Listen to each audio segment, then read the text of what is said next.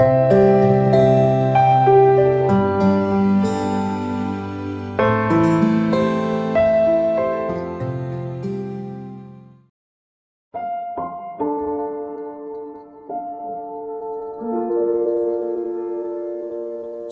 dalam kasih Tuhan kita Yesus Kristus.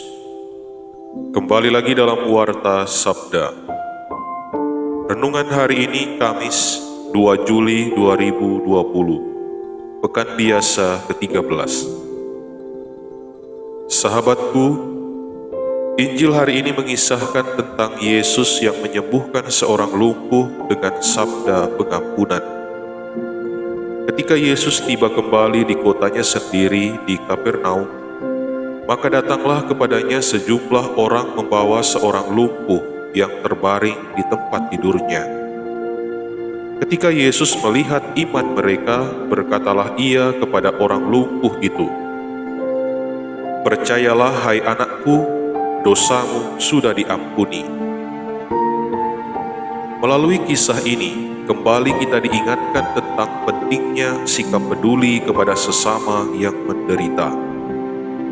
Penyembuhan yang terjadi seperti yang dikisahkan dalam Injil hari ini karena adanya perhatian besar dari orang-orang yang membawa si lumpuh itu kepada Yesus.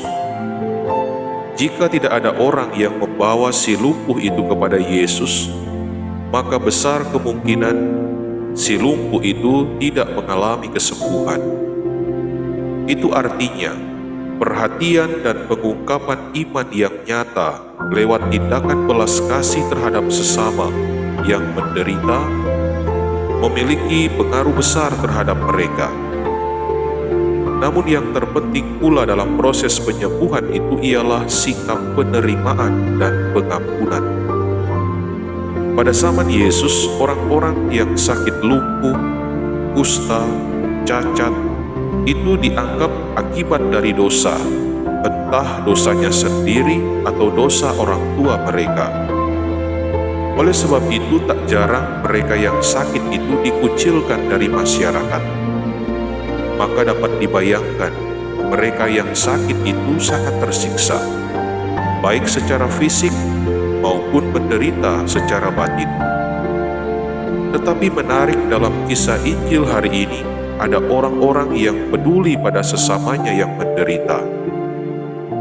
Kepedulian dan sikap penerimaan mereka itu akhirnya mengantar si lumpuh itu pada kesembuhan. Sikap yang ditunjukkan oleh Yesus juga sesungguhnya meneguhkan sikap orang-orang yang mengantar si lumpuh itu. Yesus mengucapkan sabda pengampunan sehingga membuat orang lumpuh itu menjadi sembuh.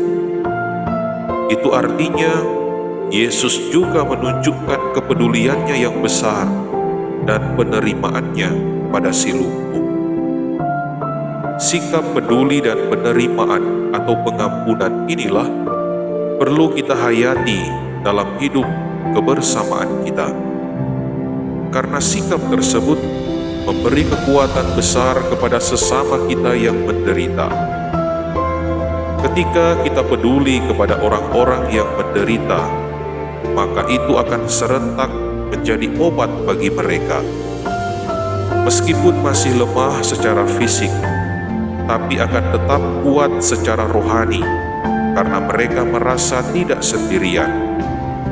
Bahkan dapat membuat iman mereka lebih bertumbuh, karena mereka percaya bahwa Tuhan selalu menyertai dan ada bersama mereka lewat kehadiran orang-orang yang peduli kepada mereka. Mari jadikan hidup ini sebagai saluran berkat bagi sesama. Marilah berdoa. Ya Tuhan, berilah kami kekuatan untuk selalu memiliki hati yang peduli pada sesama yang menderita, dan jadikanlah kami saluran rahmat-Mu. Amin. Dalam nama Bapa dan Putra dan Roh Kudus. Amin.